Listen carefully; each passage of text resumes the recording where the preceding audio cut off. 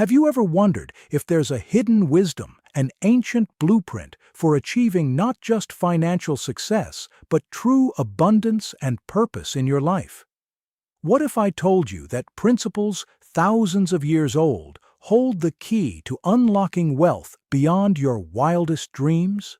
Today, we're going to dive deep into three profound Jewish money rules that transformed my own financial journey, leading me to earn over $500,000. And trust me, these aren't just abstract concepts. They are practical, actionable strategies that you can implement starting right now. Before we start, if you are serious about going from financial struggle to financial freedom using 3,000 years of ancient Torah wisdom, then check out the Torah Millionaire Business School.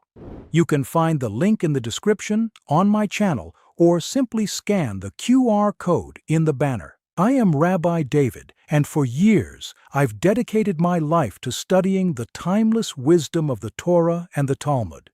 What I've discovered is a profound connection between spiritual principles and material prosperity.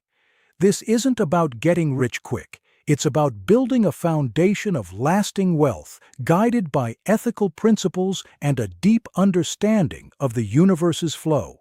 These aren't just my personal anecdotes. They are echoes of generations of wisdom distilled into actionable steps for modern life. Jewish money, rule number 1, tzedakah, the unshakable foundation of giving. The first, and perhaps most counterintuitive, Jewish money rule is tzedakah. In English, it's often translated as charity, but that translation misses the profound depth of its meaning. Tzedakah comes from the Hebrew word tzedek, which means justice or righteousness. Giving tzedakah isn't merely an act of kindness, it's an act of justice. It's recognizing that everything we possess ultimately belongs to GD, and we are merely stewards of his resources. We have a moral obligation to share a portion of our earnings with those less fortunate to help build a more just and equitable world. The Torah commands us to give 1/10 of our earnings, known as ma'aser, to tzedakah. This isn't a suggestion, it's a divine decree.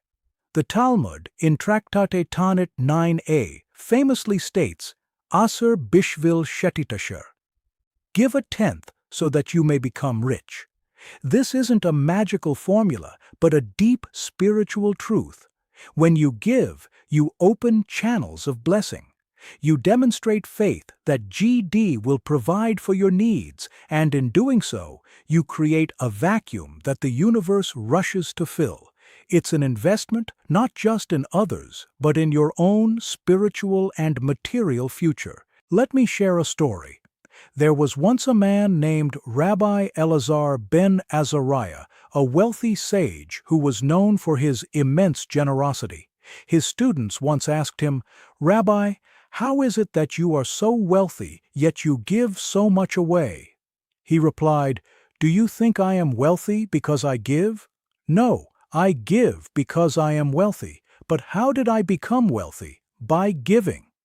He explained that every time he gave tzedakah, his business ventures prospered and his wealth multiplied.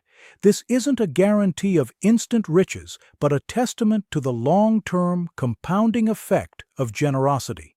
This story, found in the Talmud, illustrates a fundamental principle. The act of giving is not a drain on resources, but a catalyst for their increase. It's a spiritual law as consistent as any physical law. Consider the psychological impact of tzedakah. When you regularly give a portion of your income, you shift your mindset from scarcity to abundance. You train yourself to believe that you have enough and more than enough to share.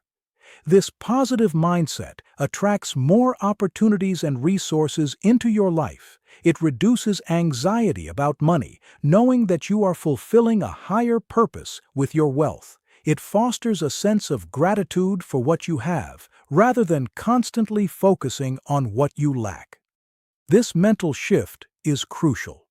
Many people hold on to their money tightly out of fear, but tzedakah teaches us to release that fear, to trust in a larger system of provision. Practically, how do you implement tzedakah? It starts with consistency. Make it a regular practice, not just a spontaneous act. Set aside a specific percentage of your income, ideally 10%, before you pay any other bills.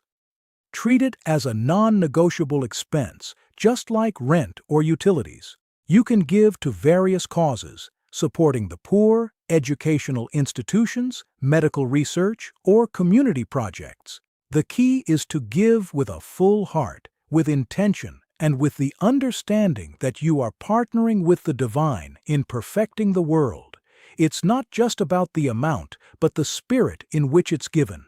Even a small amount given with sincerity is more valuable than a large amount given grudgingly. The sages teach that tzedakah protects your wealth. It's like an insurance policy. When you share your blessings, you create a spiritual shield around your remaining assets.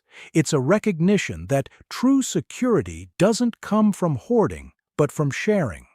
This principle is beautifully encapsulated in the Mishnah in Pirkei Avot 2:16, which states, "The more charity, the more peace." Peace, in this context, extends to financial peace and stability. Think of it this way: when you contribute to the well-being of others, you create a more stable and prosperous society, which in turn benefits you. It's a virtuous cycle. Think about the ripple effect. Your tzedakah doesn't just help the recipient, it elevates society as a whole. It creates a cycle of giving and receiving, fostering a sense of community and mutual responsibility. When you invest in others, you are investing in the fabric of society, which ultimately benefits everyone, including yourself. This is why tzedakah is not just a commandment, but a fundamental pillar of Jewish life and a cornerstone of true financial well-being. It's a proactive step towards building a world where everyone has their needs met, and in doing so, you secure your own place within that prosperous world. The Talmud also speaks of the immense reward for those who give tzedakah secretly, emphasizing that the purest form of giving is when the giver does not know the recipient and the recipient does not know the giver, ensuring the act is purely for the sake of justice and compassion. Furthermore, tzedakah is not limited to monetary donations. It encompasses acts of kindness, lending a helping hand, offering wise counsel, or even a kind word. The Rambam, Maimonides, outlines 8 levels of tzedakah, with the highest being to help someone become self-sufficient, thereby preventing them from needing charity in the first place. This holistic view of giving encourages us to look for opportunities to contribute to the well-being of others in every aspect of our lives, not just financially. This expansive understanding of tzedakah ensures that everyone, regardless of their financial standing, can participate in this fundamental Jewish value and reap its spiritual and material rewards. Jewish money. Rule number 2. Bitachon, the unwavering trust in divine providence. The second crucial Jewish money rule is bitachon, which translates to trust or reliance. It's about having unwavering faith in GD's providence, believing that he will provide for your needs. This isn't passive hope. It's an active trust that empowers you to take calculated risks, pursue ambitious goals, and overcome obstacles with resilience. Bitachon doesn't mean you sit back and do nothing. It means you do your utmost, you put in the effort, and then you trust that GD will bless your endeavors. It's the understanding that while effort is essential, the ultimate outcome is in the hands of a higher power. The concept of bitachon is deeply rooted in Jewish thought. King David, in Psalms 37:5, declares, "Commit your way to the Lord, trust in him, and he will act." This verse encapsulates the essence of Bitachon. It's a partnership. You do your part, and GD does his. This trust liberates you from paralyzing fear and anxiety about the future. It allows you to make decisions from a place of strength and clarity, rather than desperation or greed. Imagine the freedom that comes from knowing that even if things don't go exactly as planned, there's a divine hand guiding you towards a greater good. Consider the story of Abraham. God commanded him to leave his homeland, his family, and everything familiar, and go to a land that he would show him. Abraham didn't ask for a detailed business plan or a guaranteed return on investment. He simply trusted. He acted on faith, and in doing so, he became the father of a great nation and was blessed with immense wealth. This isn't to say you should make reckless decisions, but it illustrates the power of acting with conviction, knowing that a higher power is guiding your steps. This narrative teaches us that sometimes the greatest leaps of faith lead to the greatest rewards, provided they are rooted in a deep trust in divine purpose. In the business world, Bitachon manifests as the courage to innovate, to invest, and to persevere through challenges.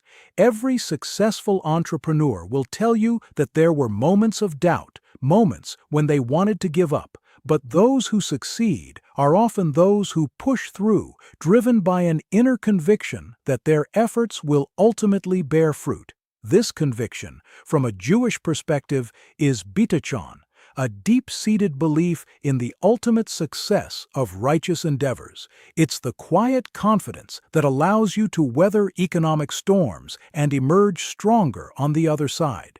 How do you cultivate Bitachon in your financial life? It begins with daily practice. Start your day with prayer, acknowledging GD as the ultimate source of all blessings. Remind yourself that your efforts are important, but the outcome is ultimately in His hands. This doesn't absolve you of responsibility. It empowers you to act without being consumed by worry. When faced with a financial challenge, instead of succumbing to panic, turn to prayer and reflection. Ask for guidance, and then take action with confidence. This daily reinforcement helps to rewire your brain, shifting from a mindset of control to one of trust. Bitachon also involves recognizing the difference between Hishtadlut and Bitachon. Hishtadlut is your responsibility to work diligently, to plan wisely, to manage your resources effectively. Bitachon is the understanding that even with all your efforts, the ultimate success comes from GD. It's like a farmer who plows the field, sows the seeds, and waters them diligently, but ultimately trusts GD for the rain and the harvest. Without both, success is elusive. You can do everything right, but if the rain doesn't fall, the crops won't grow. Bitachon is the recognition of that ultimate dependency. The Talmud, in Tractate Pesachim 118a, teaches, "Whoever has bread in his basket today and says, 'What shall I eat tomorrow?' is of little faith." This isn't about ignoring future planning, but about avoiding excessive worry. It's about living in the present with gratitude and trust, while still making prudent preparations for the future. Bitachon allows you to enjoy your current blessings without being constantly plagued by anxieties about what might or might not happen tomorrow. It brings a profound sense of inner peace and financial stability. This teaching encourages us to focus on the present moment, to be grateful for what we have, and to trust that our needs will continue to be met. Furthermore, Bitachon is not a one-time act, but a continuous process of strengthening your relationship with the divine.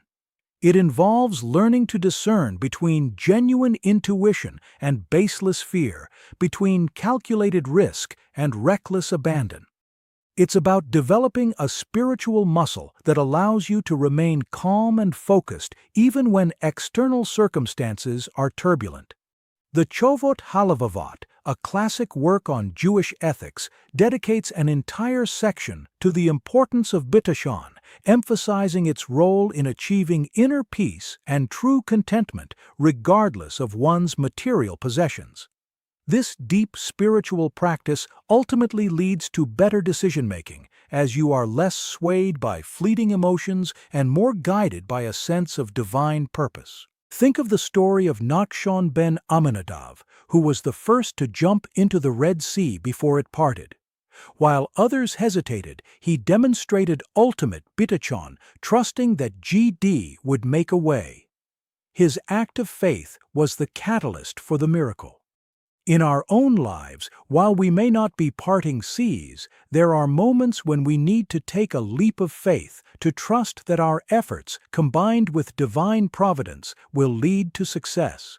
This doesn't mean being irresponsible, but rather acting with courage when guided by a strong sense of purpose and trust.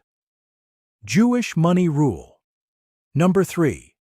Kavod habriot, the profound respect for human dignity. The third, and often overlooked Jewish money rule is kavod habriot, which means honoring human dignity. This principle extends beyond mere politeness. It's about conducting your financial affairs, your business dealings, and your interactions with others in a way that upholds their inherent worth and respect. It's about ethical conduct, fair dealings, and creating win-win situations.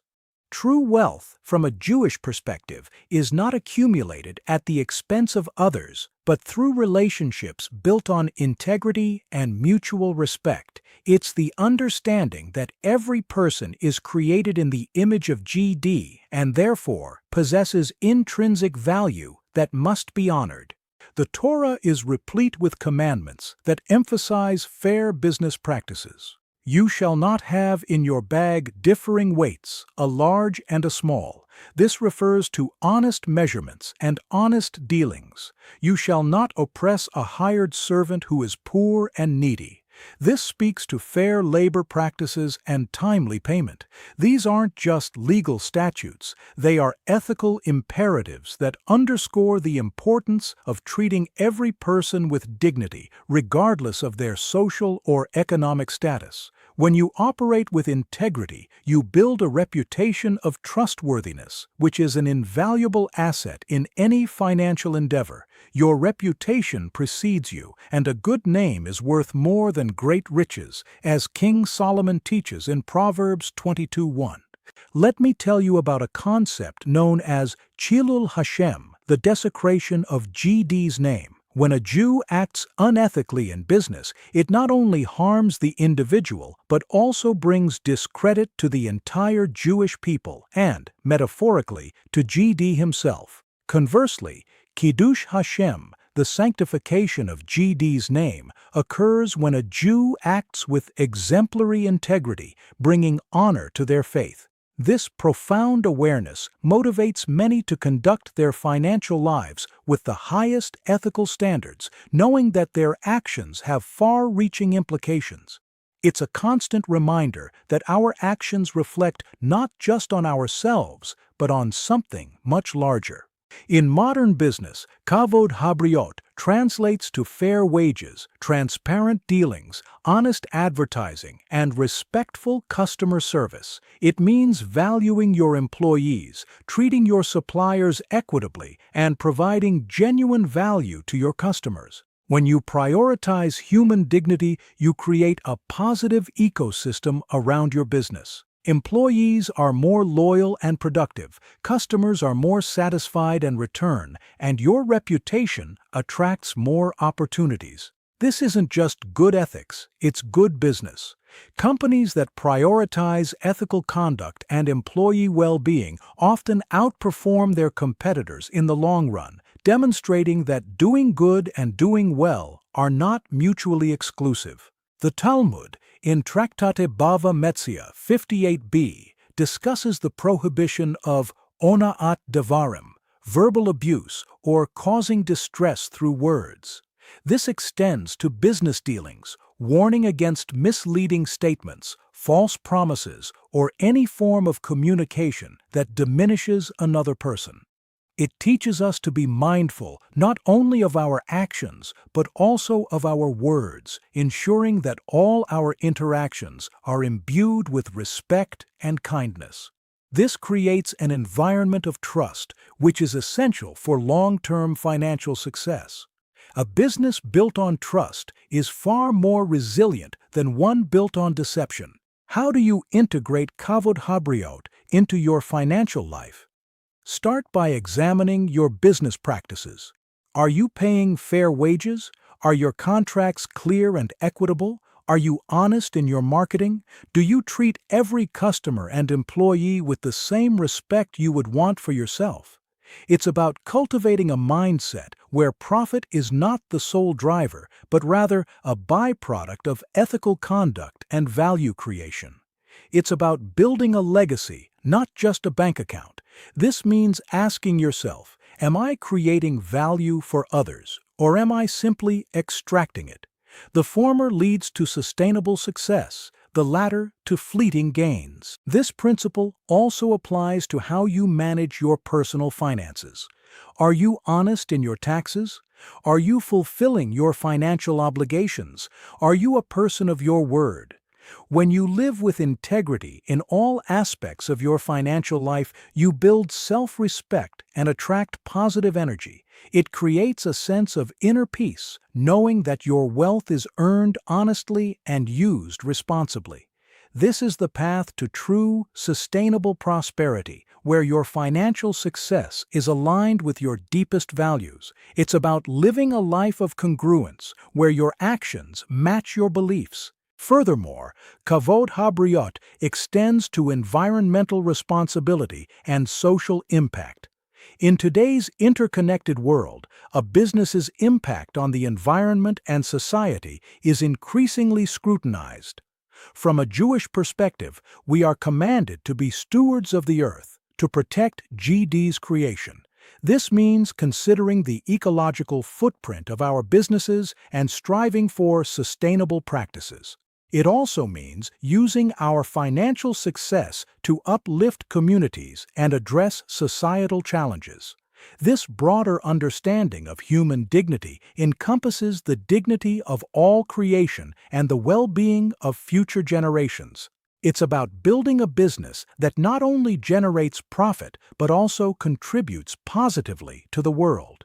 The concept of derek eretz kadma la Torah, proper conduct precedes the Torah, further emphasizes the importance of kavod habriot.